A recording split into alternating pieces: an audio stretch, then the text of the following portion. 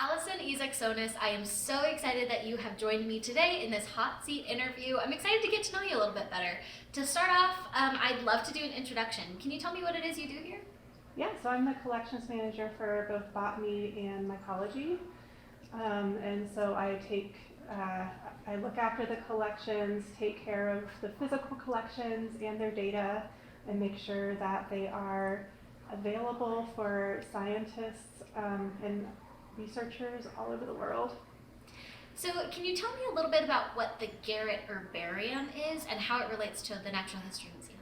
Sure, so the herbarium stores plant specimens, dead plants, so you could think of me as like a dead plant librarian.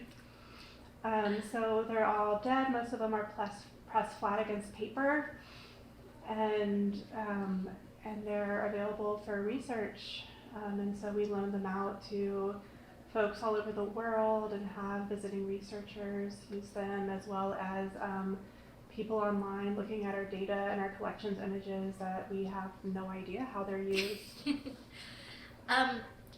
Dead plant librarian, I want that on a t-shirt. Oh, me too. I love that. I would love it. Oh, yeah. With over 135,000 specimens in the collections of the Garrett Herbarium, there have got to be some wild ones. Do you have any favorites that are stored up there? Oh yeah, so one of my favorites is actually a really common weed. So it is a specimen of field bindweed, and it has, so that's that little like morning glory looking thing that you'll see growing in your yard and up through just in like abandoned lots and everywhere. And so the person that collected it took care to dig out like this much roots of it, and it just looks like ramen, just like these tangled ramen noodles. Oh, and I that. just love how she took care to carefully dig out all those tiny roots and clean them off and mount them. Yeah. But also I'm able to use it to show people why it's so hard to get rid of bindweed in the yard. Yeah, a root system like that, I'm sure, makes it a little bit challenging sometimes. For sure. What about any dangerous plants in the herbarium? Do we have some that maybe aren't so safe? Oh, sure. Well, I can't speak to the safety of them when they're dead and mounted, but Sure. so for example, one of them that I love talking about is water hemlock. So water hemlock is, if not definitely one of the most poisonous plants in the U.S. and is a really powerful neurotoxin. And so if you accidentally eat it, you'll go into convulsions, you'll cramp, you'll vomit, but then your mouth might be clamped shut, so you'll just choke on your vomit. Oh man. And maybe you'll chew up your tongue, who knows. Love but, that. World of possibilities. Yeah, so be careful what you harvest from the wild and learn your plants, Yeah. definitely. So what benefit do toxic plants like that have on the ecosystem? Shouldn't we just get rid of all the poisonous plants? No! So plants have different strategies to limit herbivory. So, and that's just one of them, is to have a toxin so animals don't want to eat it. And then there's other ones like a lot of minty plants, or plants that have other volatile compounds, like they may just smell a little weird to herbivores. But yeah, it's just one of many strategies to keep the plant alive and around, and so animals don't eat all of it. Sure. Can you tell me what goes into preparing a specimen to be kept in the herbarium? It feels like a lot of these plants take so long to dry out and to prep. Can you talk about the process you use? Yeah, it actually does take quite a long time. And so first of all, you got to collect the plant. So you go out to where you're going to collect, and you want, preferably the whole plant. So you dig up the roots. Obviously you can't do that to a tree, but you collect the plant, and then what you do is you press it, you put it in a press, and so that makes the plant flat so that you can later glue it to paper. And then once the plant's in the press, we take it back to the museum and we put it in a drying cabinet. And then it sits there for about a week or so, depending on how wet it was to begin with. And once it's all dried out, then it has to go into isolation. And we do this because we like to protect our collections. We like to make sure that no bugs get into our collection. So freezing it helps like kill any bugs or eggs or anything that might be on the specimen. And so that's another week or so. And then it can be mounted, and that just involves gluing it onto paper and adding a data label and a barcode, which is a unique identifier for the plant. And you said that these specimens are available for research by anybody or just by botany students? Well, we only loan it out to research institutions, so like universities or other museums. So just like any average Joe can't borrow a specimen, but they can see the image and the data online. And so there's ways for anyone out in the world to use the herbarium. Does the herbarium house plants only native to Utah, or do we have specimens from other places in the world? We have collections from all over the world. Some taxonomic areas are better represented than others, just depending on people's research interests that happen to be working at the herbarium at some point or at the University of Utah. But yes, all over the world. I have spent the last 4 weeks developing a very intricate "Which Utah native plant are you?" quiz to discover your personality. But it takes like 10 minutes, so would you like to do the abridged version to see which Utah native plant you are? Yeah, go ahead. Sweet. A or B? A, learning from mistakes, or B, getting it right the first time? I say learning from mistakes is more useful. Winging it or planning it? Planning. People person or lone wolf? Lone wolf. Cunning or caring? Caring. Stand out or blend in? Stand out. Flexible or rigid? Flexible. Hike or swim? Oh, I love swimming, but I hike.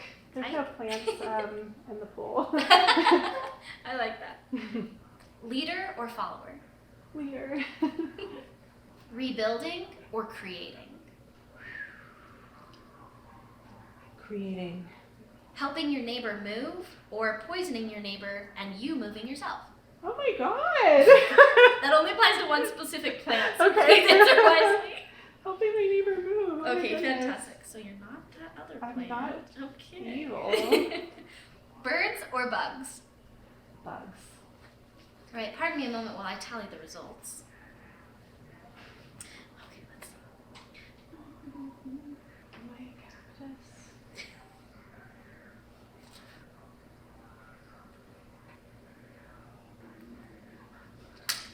Oh, snap. I wish it was this type of quiz that was in 17 magazine. Yeah, right? What's your personal style? No. What plant are you? Specifically, what Utah native plant? What do you like Utah native plant people are you? in like France or like Okay, drum roll please. Allison, you and your native plant are arrowleaf balsam root. Oh, that's a good one. So let me tell you a little bit about arrowleaf balsam root. Attentive and focused, your dreams, goals, and ambitions are guided by your willingness to help others and your high personal values. Your generous and reliable nature allow you to hold your communities together while making those around you feel supported, cared for, and secure. Because of your strong, positive influence on others, your legacy will continue to live on long after you're gone. Oh, that's nice. I will say though, you were almost butterfly milkweed. Oh, okay. That was the other very close one. Hmm. Do you have thoughts and feelings about that? So like the orange butterfly weed. Yeah. That's funny because that's actually one of my favorite plants. Is it really? Yeah, I love orange flowers. So if you're curious, the other options were white sagebrush, Foothill death camas, which if you answered poisoning your neighbor, that's what you would have gotten. Castilleja cremosa. I don't know if I'm saying that right. Some people say Castilleja, so I say Castellesia. Oh, great. Western sweet root, longleaf phlox, scarlet globe mallow, Utah milk vetch, and ballhead waterleaf. Oh, okay. Those are all of the possibilities. Thank you for participating in which Utah native plant you are. Well, now I know more about me. Oh, yeah. Our theme for Behind the Scenes this year is resilience. What characteristics do we see in Utah native plants that signify their resilience in an ever-changing environment? Oh, yeah. So I think a really good example of that is in some of the old trees that we find around here. Like, what about these old trees causes them to survive so long despite all of these wildfires that happen, all of these droughts that happen? Yeah. So, so we can look for that in old trees, but also there's so many plants that actually rely on fire for being able to survive at all, for completing their life cycle. So while fire can be really, really devastating in some plant communities, there's always plants that really thrive from it, and there's plants that rebound really beautifully after a wildfire. So from behind the scenes, we're actually going to be focusing on wildfire resilience. How does environmental change like air pollution, climate change, or urban development have an impact on the native plant life here in Utah? Oh yeah, so development is a really big issue recently as the population all over the world, but particularly in Utah, is exploding. And so we have areas like around St. George in Washington County where we have some of the largest number of endemics. So those are plants that are only found in Utah, living in an area because it's so geologically unique. But then we have a lot of development going up around it and a lot more humans using the areas where these plants are growing. And so a lot of plants are losing their habitats and as a result we're losing a lot of pollinators as well. But then when we think about resiliency, there's a lot of plants that actually thrive in urban environments, such as like clovers, like alfalfa and bindweed and some of the more things that we think of as weeds, because they are very, very resilient to urban development. Yeah. What would you say to somebody that wants to go into botany? Where would they start? In the field. Yeah, so go out.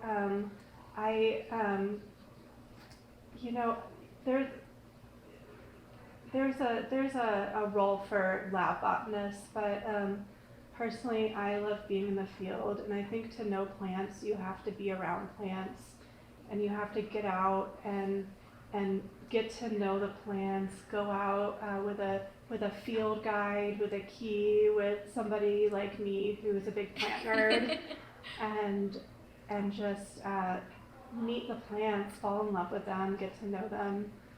Where did your passion for botany come from? Where did you get started with this? So I actually grew up in a place that it was very suburban. There weren't a lot of plants besides what we planted in the yard, like lawn and daffodils. I have actually an intense dislike of daffodils as a result. I think they're very boring. So I grew up in this suburban habitat, and I grew up with like extreme plant blindness. So I didn't see or notice plants at all, and so I actually went into art school. Didn't really think about plants much at all, and then I kind of fell into the DIY punk scene and got into herbalism, into plant medicine, into healing myself with plants.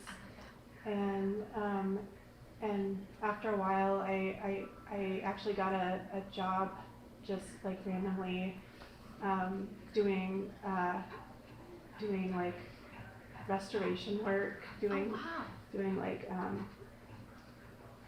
restoration work in southern Utah, like restoring areas that have been you know, damaged from trampling development. Yeah. Anyways, but I ended up meeting a lot of these plants that I knew about from you know, my studies in herbal medicine, and it was just like I just like fell in love with plants, and I had to know what everything is, and I don't know what it was, like it just something just clicked in me. I'm like, yes, plants, that, and I just like changed my entire direction from you know, art to botany, and that's history. Well, I can see that you're so passionate about this, and I really appreciate you taking the time to sit down with me and talk about plant life and how exciting plants can be and why these collections are so important to the public. So I really appreciate your time, and I hope we can do this again. Yeah.